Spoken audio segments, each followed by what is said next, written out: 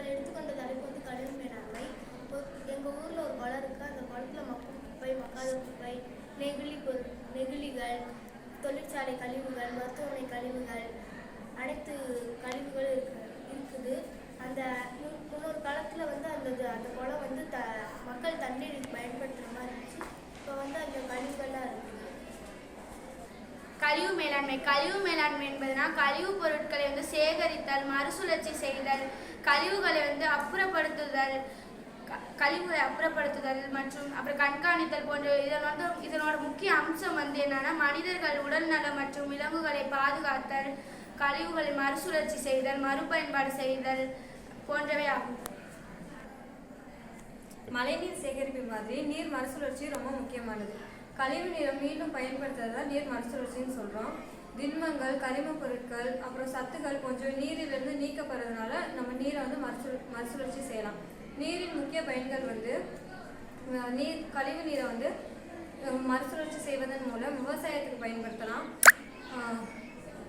அழகுமிக்க நிலங்கள் தயாரிக்க பயன்படுத்தலாம், உணவுக்காக நீரை பயன்படுத்தலாம், எண்ணெய் உற்பத்தி நிலையம், அப்புறம் வந்து கழிவு மேலாண்மையில் நம்மளோட பங்கு என்னன்னா மக்கும் குப்பை, மக்காத குப்பைன்னு அந்த குப்பைகளை அதோட தரத்துக்கு ஏற்ற மாதிரி பிரித்து போடுறது, அதாவது அப்புறப்படுத்த வேண்டிய கண்ணாடிகள் இதெல்லாம் பத்திரமா அப்புறப்படுத்தி அதை வந்துட்டு தனியாக குப்பையாக போடுறது, மக்கள் பயன்படுத்துகிற குளங்கள் இதிலெல்லாம் குப்பை போடாமல் அதை தள்ளி நம்ம குப்பை தொட்டியில் போடுறது, முடிஞ்ச அளவு பிளாஸ்டிக்கை தவிர்த்து நம்ம வந்துட்டு மஞ்சப்பை அந்த மாதிரி துணியாலான பைகள்லாம் பயன்படுத்துறதுனால 50% நெகிழிகள் வந்துட்டு குறையுது.